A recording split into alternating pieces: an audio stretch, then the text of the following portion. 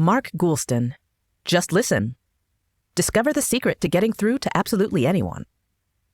In nearly every kind of relationship and across all professions, we come into situations where we need to motivate people to do something, act a certain way, or even just get them to listen to us. Unfortunately, in spite of how often we're in these situations, we're generally not very good at persuading people to do what we want. What we want is for people to buy in, as in become invested in us and thus be open to what we have to say. However, because we're often too caught up in ourselves and our own problems, we lose the ability to communicate well and effectively shoot ourselves in the foot. So how can you get people to buy in? You have to stop talking and start listening.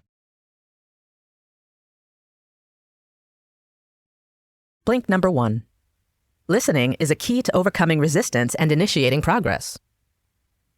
Have you ever stopped to consider the rhythm of your everyday conversations? If so, you might have found that you approach them as if they were all rational arguments, and this can often be counterproductive. In fact, using arguments or pressure to influence or convince others often creates resistance. This is especially true when people come to you in times of stress. They don't want advice to improve their situation. They just want to share what's going on with them. Imagine a man named Steve is sitting on the edge of a 7th-story roof, threatening to jump and kill himself. As authorities surround the building and prepare themselves for the cleanup, a negotiator, Lieutenant Williams, approaches Steve. Williams tries to convince Steve that there are options available to him other than hurting himself, and tells him that he's there to help him get out of this terrible situation. Unfortunately, Steve doesn't feel understood and responds angrily, rejecting Lieutenant Williams' help. The problem? Williams didn't listen. Listening gives others the chance to share their feelings and concerns, which creates a space for taking the next steps in making arguments. When we feel like our concerns are being heard, it engenders a certain level of trust between us and our conversation partners. Now imagine that another negotiator, Lieutenant Brown, arrives at the scene to talk to Steve. After listening to Steve, Brown tells him, "I bet you feel this is your only way out." "Yes," Steve replies. By listening, Brown is able to show Steve how he empathizes with the situation. He asks Steve about how he lost his job, why his wife left him, and so on. Steve then starts to calm down and begins to explain his situation, while becoming more open to solutions other than killing himself. If you want people to be open to your arguments, you have to listen first. And as you'll discover in the next few blinks, we're biologically programmed to do just that. Blink number 2. We feel positive emotions when our emotions are mirrored back to us. Surely you've heard the adage, monkey see, monkey do, right? As it turns out, it's true. Indeed, we are constantly mirroring those around us, as in recognizing, acknowledging, and reciprocating the feelings and emotions of the individuals we're engaged with. Interestingly, mirroring is actually programmed into our brains. Brain cells called mirror neurons allow us to experience what we perceive that others are feeling. Mirror neurons used to be called monkey see, monkey do neurons, for good reason. If you've ever cringed when you saw a friend or coworker get a paper cut, almost feeling the pain yourself, or started to tear up when you saw someone else cry, then you've experienced your mirror neurons in action. Some scientists believe these neurons could even be the basis for human empathy. In fact, researcher V.S. Ramachandran has called mirror neurons empathy neurons because of the way they bring people closer together. Mirror neurons are also what cause us to constantly try to appease those around us, satisfy others' wishes and expectations, and seek their approval. For example, when a speaker notices that his audience has become unresponsive, constantly looking at their watches or staring off into space, his mirror neurons cause him to respond to their desires by saying, "Okay, it's time for a break." However, when our feelings aren't met with empathy, but instead with apathy, hostility, or other negative responses, we're less likely to feel connected to others. Studies have shown that if we mirror others but aren't mirrored in return, we develop a deficit in our mirror neuron receptors. When these mirror neuron receptor deficits occur, we feel alone and disconnected. Whether it's because we engage in so much impersonal communication via email or mobile phones, or because we have less time to form connections, we no longer mirror each other the way we used to. Blink number 3. Listening relies on the rational, not the emotional or instinctual part of our brains. Have you ever felt like you were having an argument with yourself? Like your consciousness was divided into different yous?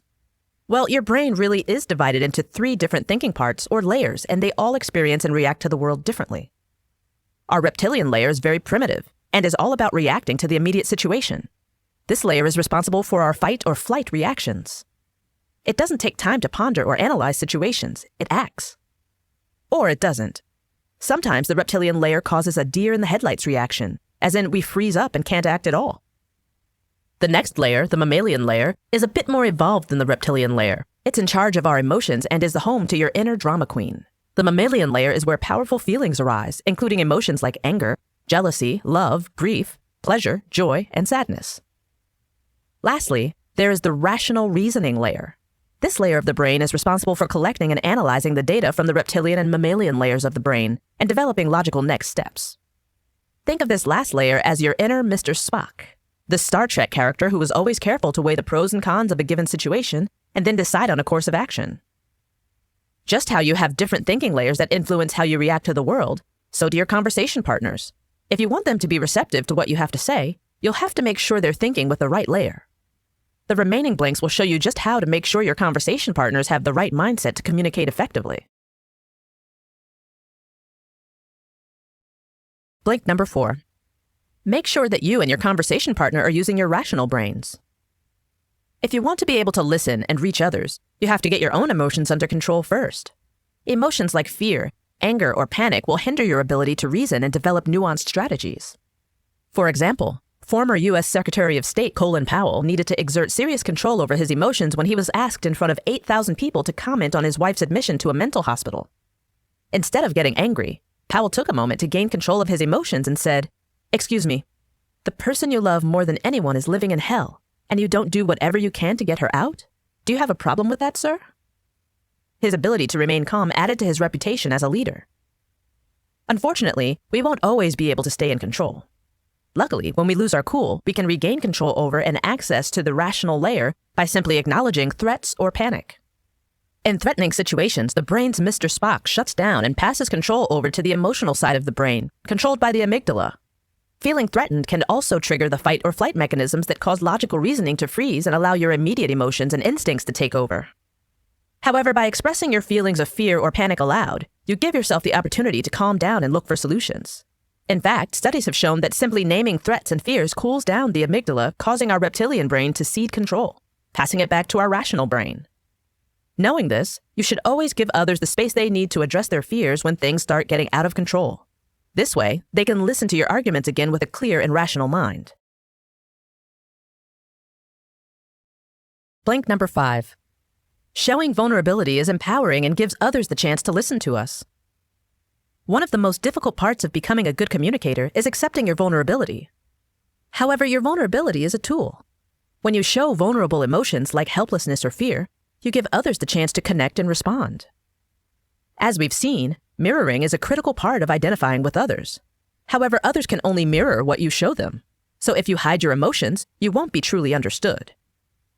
Imagine you're nervous about a big presentation, but you also feel ashamed of being so nervous. Your colleague makes an insensitive remark to you and you respond with anger. Because you're showing anger, you're more likely to get anger in return.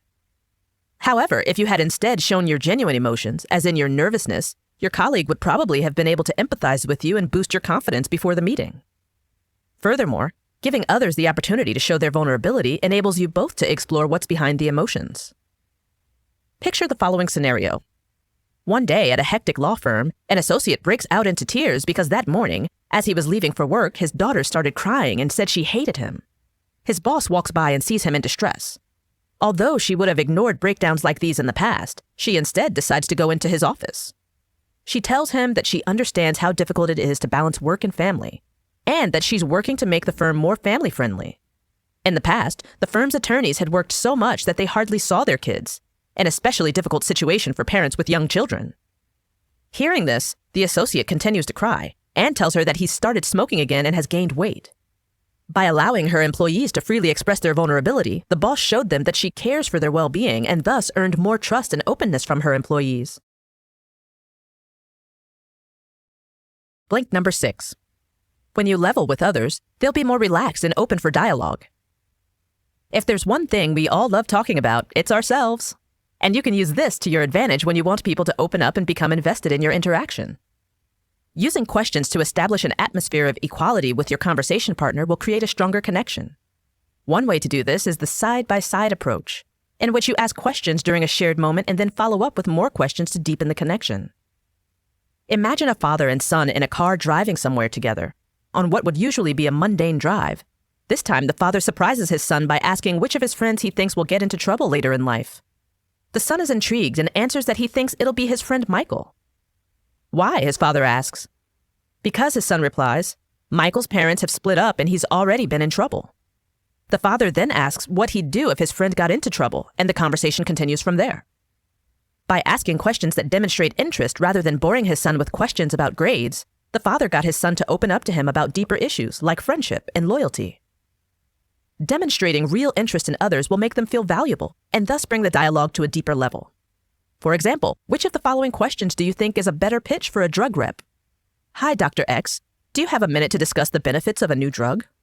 Or, excuse me, Dr. X. Do you mind if I ask you something personal?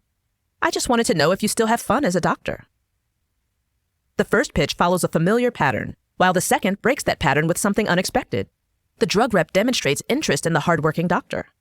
In summary, since the majority of our interactions follow familiar patterns, it's precisely by breaking these patterns that we can open up and deepen our connections. Blink number 7. The best way to make others feel understood and valued is through empathy. Although we've seen examples of how powerful empathy can be, showing empathy isn't always intuitive. Here's a script you can follow that will guide you towards empathy. First, attach an emotion to what your conversation partner is feeling. Let's use anger as an example. Next, ask him or her if your perceptions were accurate by saying something like, I'm trying to get a sense of what you're feeling and I think it's anger. Is that correct? If not, what are you feeling? Then, once you've established which emotion they're feeling, ask, how angry are you?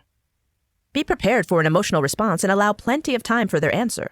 Remember, this isn't about you, so don't get defensive. Next, find out why they're angry by saying something like, and the reason you're so angry is because... After they've answered, say, tell me, what needs to happen for that feeling to feel better? Finally, find out how the two of you can work together to move forward.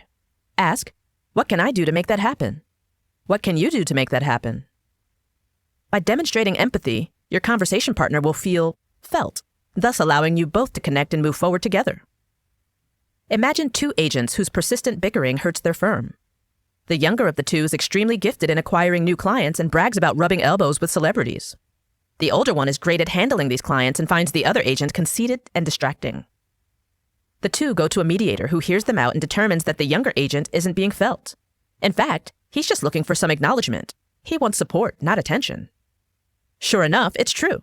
And as the young agent weeps, the older one soothes him by telling him how much respect he has for him.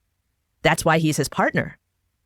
They both promise not to be so loud and patronizing to one another, and the firm recovers. You just heard the blinks from Mark Goulston's Just Listen. The book's key insight is that although it might feel counterintuitive, the best way to get people to listen and become receptive to your ideas is to listen to them first. Listening allows you to create a shared connection between you and your conversation partner that opens them up to your ideas. Sam Horn,